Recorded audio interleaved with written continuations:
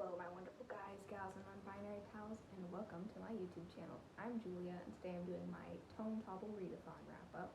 So if you recall from one of my previous videos, my TBR for Tome Topple was King of Crows by Livia Bray, Song of Blood and Stone by Elle Penelope, and The Band Played On by Randy Schultz, The Penguin Book of Japanese Short Stories edited by Jay Rubin, and The Priory of the Orange Tree by Samantha Shannon. So because I was on a road trip and work's been really busy, I did not have as much time as I thought I was going to read for Tome Topple, which is totally fine. I knew my TBR was pretty ambitious. So I was only able to read The King of Crows by Livia Bray and The Penguin Book of Japanese Short Stories by Jay Rubin, edited by Jay Rubin. I listened to King of Crows on audiobook, which is narrated by the wonderful January LaVoy.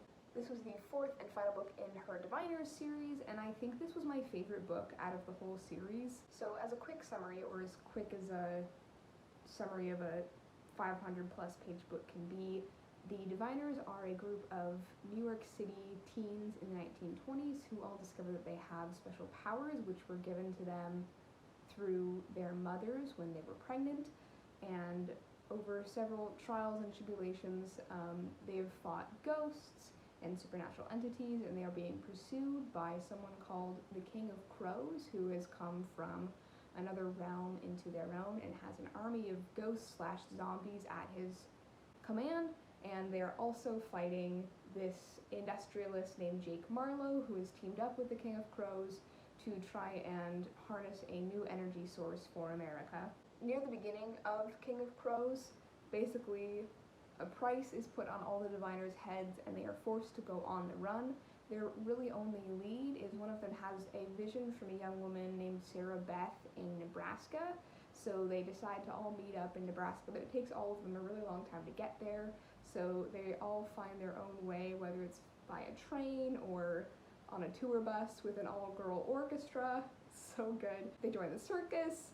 They're out of New York, and I think that getting out of New York really allowed for a deeper exploration of American white supremacy in the 20s and systemic racism that these books have already tackled, but got to tackle on an even deeper level in this book.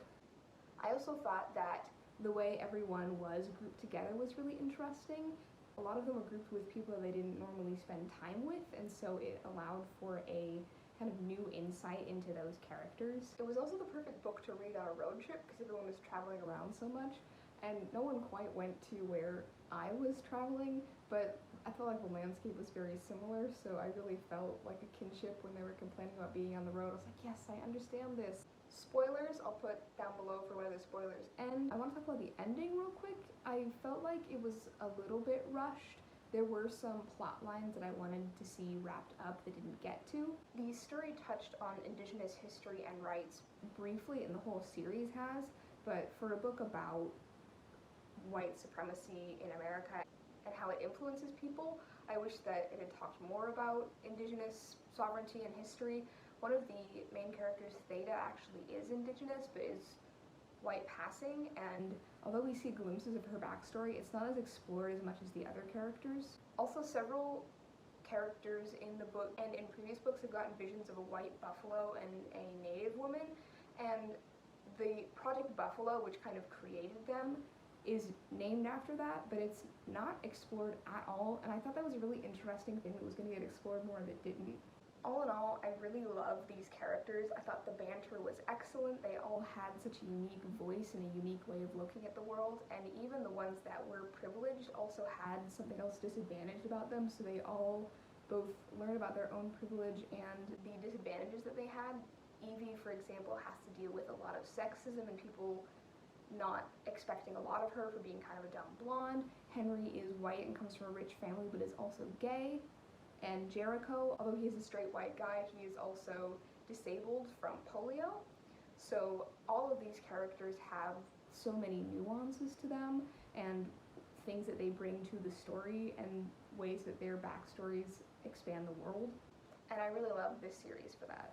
Memphis's younger brother, Isaiah, who's 11, he really got the chance to shine in this book. His role was so crucial, and without spoiling anything, his ending was perfect. I got teared up. It was so powerful.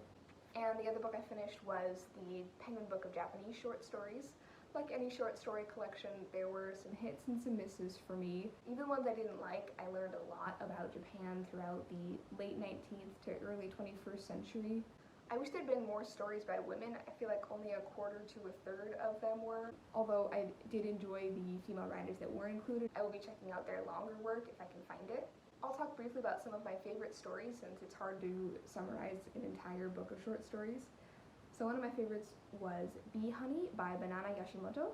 This was about a woman who goes to Buenos Aires following marital problems with her husband and witnesses this march of mothers of missing people in Argentina.